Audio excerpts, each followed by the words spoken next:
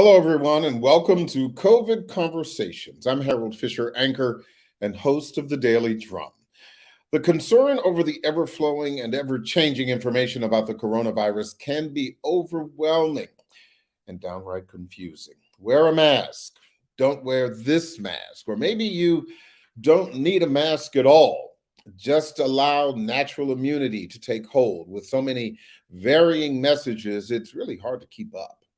And that's why WHUR has developed COVID Conversations. Each week at 1 p.m. Eastern, we will break down the double talk and separate the facts from the internet trolls and fear with trusted board certified experts. This week, we start with our very own Dr. Reed Tuckson, former DC Health Commissioner and co-founder of the Black Coalition Against COVID.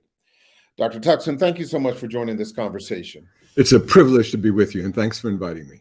So let's start with the most recent information.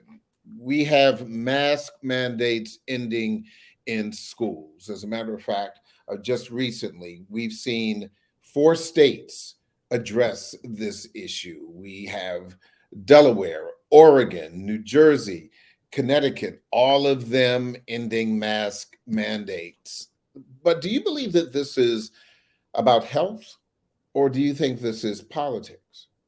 I think that it is impossible, Harold, to separate politics from any of the decisions that are being made by political people and elected officials or political people in this pandemic.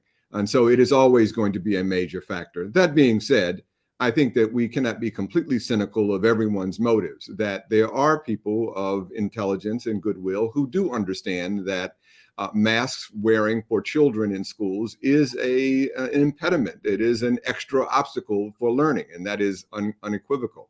The bottom line here is the only way to fully understand what is the right risk-benefit ratio calculation to make is based on local data. There is no national data that will help a specific jurisdiction. You need to know how much there is case transmission in the community where those kids are going to school. If there is very, very little, then it probably doesn't make sense to make children wear masks. If it is not little, but in fact a significant amount of cases of disease being spread, then I think it does make sense. So I think we just have to be sober, base it on data and informed decision making. But the politics of this really do need to stay out of it. Well, let's talk a little bit more about that, this mask situation, because we have, for example, the CDC doubling down on universal masking in schools. You have schools handing out masks when they allowed children to return to school just a few weeks ago. So what do you think, your personal opinion, your personal professional opinion?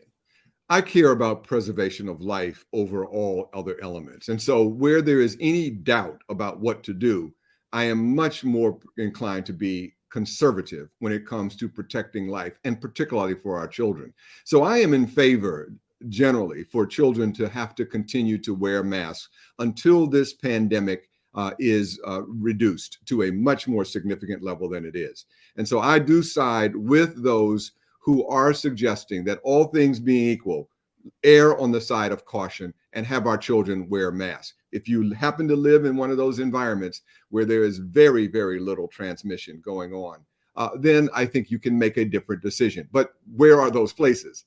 There are not very many of them in the United States today. So what kind of conversations do you believe that parents should be having with their children when they go in, if you are a masking household? Because it really appears in those jurisdictions where those mask requirements are being lifted, or given parents the option to have their children wear or not wear a mask. Well, if mommy says that little Jimmy should wear a mask, but little Bobby isn't wearing a mask, if you're a masking household, what do you tell your children? In large measure, this becomes a conversation based on age appropriateness. If you have a child who you can literally engage in a conversation about why it is important to do things, why it is that mommy is asking you to wear a mask, and why it is that you as an individual child need to be strong enough to overcome the barbs and the comments of other children who may not agree with you and whose parents may have sort of militarized them about anti-mask. If you can have that conversation, you need to have it, because this is a teachable moment.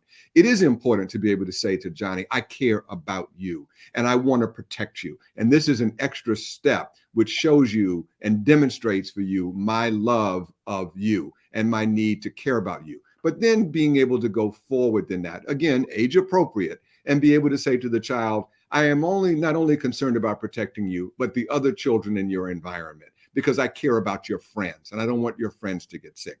If they're very, very young, then you have to, of course, just resort to being able to say to Johnny, I am your parent and I am laying down the rules. And You mean because I said so? Yes, because I said so. But you'd rather have this be a conversation that starts to open the door to what this really is about. And even young children can begin to get that. Let's talk about natural and herd immunity. What's the difference? Can you define them? Are they similar? Are they the same? What is that about? The most important concept here is that you're trying to get a significantly large number, an overwhelmingly large number of people who have, by either because they have been exposed to the virus and have the antibody response, or because they have been immunized with vaccines. You want that number to be so large that there is no longer fear that the pandemic can continue forward. You're taking the bonfire's wood away, and thereby it cannot flame up.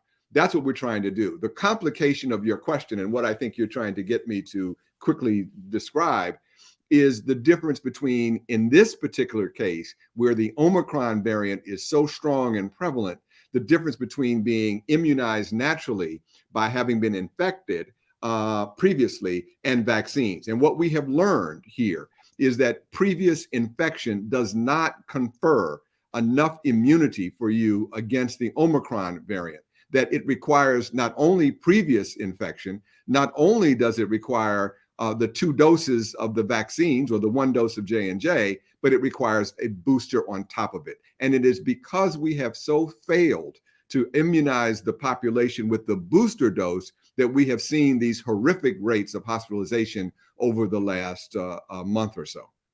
The natural immunity, as it were, we do know that there are some people who, through, by hook or crook, have not been sick, have not been infected, have not been vaccinated. Is that the definition of natural immunity? Is that kind of just one of those things where there are some people who never catch a cold, who never get the flu? The various permutations of any individual's immune system, the relationship between the antibodies that they have circulating from other diseases that may in some way be similar, the ability of their T cells, another component of the army that we have inside of us, and whether or not those T cells function in a special or unusual way. There are just so many variables here, Harold, that it is almost impossible to be able to parse out with any degree of specificity. What we do and can say with great specificity is that we are now over 900,000 people in the United States who died. And we know overwhelmingly that those who have been hospitalized and who are dying are people who have not been immunized, who are vaccine naive. And so while there are some people who can say, just like in the old days when we would say, my grandpa smoked 3 packs of cigarettes every day and lived to be 100, there are going to be one-offs, but you certainly cannot protect the health of a people, of a Black population, of an American population. You cannot protect them based upon the anecdotes of a few people who are, quote, fortunate, unquote, and have not yet been infected. You and I have discussed this issue before about the possibility that we may have to live with COVID. Other experts have suggested that this could be a possibility. How would you characterize that statement, having to live with COVID? I think it is inevitable that we will be living with this disease in various manifestations for a very long time because we have failed so miserably at being able to get the population immunized and get this disease behind us. It will be with us, and it will go through various mutations like we have with the flu. And so I think that you can expect that this will flare up in from time to time. Once we get through this still evident crisis phase, it'll flare up from time to time in different communities and in different ways. I am particularly concerned, though, that the Black community, we're going to be the ones, as usual, that when everybody else gets a cold, we get pneumonia. I want to just quickly insert, Harold, so that people understand and just how intense my feelings are about this. 2 weeks ago, the highest rate of hospitalizations in the entire pandemic by any population group in America were African Americans. 2 weeks ago, African Americans' rate of hospitalization was higher than at any point in this entire 2-year pandemic and higher than any other population group. And so much of that is because of our failure to get those boosters into the population. And so what I'm saying is, it is inevitable to me that we are going to be in the African American community, especially also because of the prevalence of pre-existing chronic conditions that have long predated COVID. We're going to be struggling with this more than the rest of America for quite a while. And that is a tragedy that did not and should not happen. Do you believe that there also may be a time when we see, in addition to the MMR vaccinations that have been with us for decades, measles, mumps, rubella, do you think we could see a MMRC, measles, mumps, rubella, COVID vaccination? I think that we certainly will. I do not have. I am very positive and bullish on the intelligence of the worldwide scientific community, and I certainly think that we will get new vaccines developed, just as we were so fortunate to be able to use evolving new genomic technologies, genetic-based technologies, to so rapidly develop effective and safe vaccines for this stage of the pandemic. I think it is inevitable that the genius of the worldwide scientific community will give us something that'll be new and different, and I think very effective. Whether or not the population will take advantage of that, that's a different conversation. We're now 2 years in, a little more than 2 years in, from the very first cases that we saw in 2020. And one of the things that I think we all remember, the caution and the precautions that people were taking, going to the grocery store and wiping down plastic bottles with Lysol and wiping down your cans and all of those things. We don't hear a lot about that anymore, if at all. Is that because people just aren't talking about it but are still doing it? Or do you believe that that was necessary based on what we didn't know then? What are your thoughts about that? I think your question really hit it right there at the end. At the beginning of the pandemic, we knew what we knew, but there was so much we didn't know. And so if you are in, as I had been the privilege of being the public health commissioner in DC during the height of the AIDS epidemic, when you don't have all of the science right at your fingertips, you have to be more cautious and that is really the responsibility you have, is to be as cautious as possible and then keep drilling in and learning more. And so it was, of course, a very rational thing to do, would be to be making sure that an airborne virus that would land on substances, that you try to make sure that those substances were not the nidus of continuing spread. We now know that that concern is not as great as we thought at the beginning.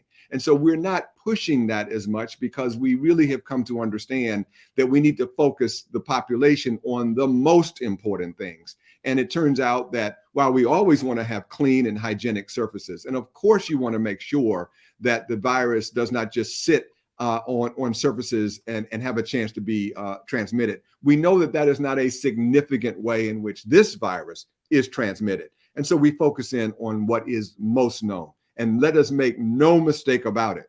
We know that masks are absolutely critical, but now we've learned that because the science has evolved and because the virus has mutated, we've now learned that we need the N95 or similar kinds of masks, because this particular new variant is different than the previous variants for which the cloth masks were probably successful. So as the virus changes, as our science changes, the advice changes. We are all in a learning environment, and that ought to hearten us as opposed to make us cynical or pessimistic. So to that point, and for example, the mask that I held up, this is a KN95 mask. So, but you also mentioned that this is an airborne disease, which leads me to this question. One of the things that we were hearing in the very beginning of the pandemic was that it would take as much as 15 minutes of exposure to someone who is infected for one of us to become infected. And since this is airborne, does that still hold true? And what about if you were only unmasked around someone who may be infected, but you only are in their presence for a minute? You know, where are we with that? Does it take 15 minutes? Is it proximity? Could it happen in a minute? So the fundamental for your question is as follows. First, the previous versions of the virus, we knew that those calculations around 15 minutes in a closed environment and so forth were pretty accurate. And that was true then. What is different is because of our failure to stomp this out, the virus has mutated. And now with the Omicron variant, we now know that it takes only a matter of seconds, of few minutes only, to be around someone and become infected in a significant way. And so that has changed. And so, yes, the point of your question, I think, is that we now know that just being for a very short period of time in the proximity of another person, someone who is carrying that virus, that the breathing, the speaking, the laughing, the singing, just being where air is coming from someone's body into your nose, that it doesn't take very much time at all. That's why the Omicron variant was so significant and so serious, because of its propensity to be able to jump from human being to human being in a very short period of time. So those people who want to criticize public health officials because the guidance is changing, the reason that it is changing is because the virus has changed. Briefly, we spoke about 2 years ago, washing your hands, wear a mask, get vaccinated. All three of those are very, very different things, obviously. But what other preventative measures would you recommend? Obviously, we want people to be vaccinated. You've spoken about that. You want people to wear a mask. We've spoken about that. Wash your hands. Yeah, wash your hands. COVID, cold, flu, or just be clean. But what other preventative measures would you recommend? One of the most important new advances that we have is now at-home testing. So we want people to get tested and to be tested on a regular basis. So if you have been notified that you have been exposed to someone who is COVID positive, then you have the opportunity now to test yourself at home to make sure that you, in fact, have not become a carrier yourself. If you are someone who has a cold or flu symptoms, feeling unwell, then you have the opportunity to do that. And finally, if you're about, as I was during the Christmas holidays, to have a major family gathering around my 96-year-old mother. We all did a number of things, but one of the things that we were very religious about was to have ourselves tested the day of the event with my mother to make sure. And in fact, my daughter-in-law, through a home test, found out that she was COVID positive, and so she was not able to attend. Thank God we did the test. So Harold, I would say to you that being intelligent about the use of home tests is an extremely important opportunity to try to mitigate the dimensions of this pandemic. What's the website for the Black Coalition Against COVID? I want to share that with people. It is Black Coalition Against COVID.org. Black Coalition Against COVID.org. Dr. Reed Tuckson, thank you so much. I really appreciate you spending some time with us. Thank you, Harold. It's been a privilege. That's this week's COVID Conversation. And make sure you join us again next week at 1 p.m. Eastern as we continue to explore the ever-evolving COVID pandemic. I'm Harold Fisher. Thank you for watching and listening.